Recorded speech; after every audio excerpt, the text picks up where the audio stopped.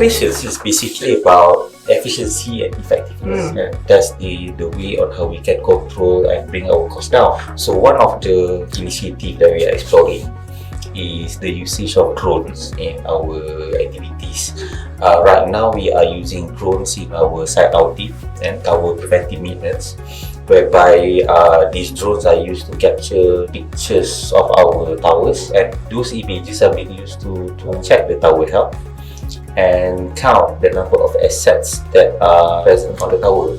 And with the usage of drones, we can eliminate the requirement of having riggers. I think with that also, I think the cost is also going down. I think there will be a time when we can fully utilize drones, and that will make the whole activity faster, more accurate, and cheaper.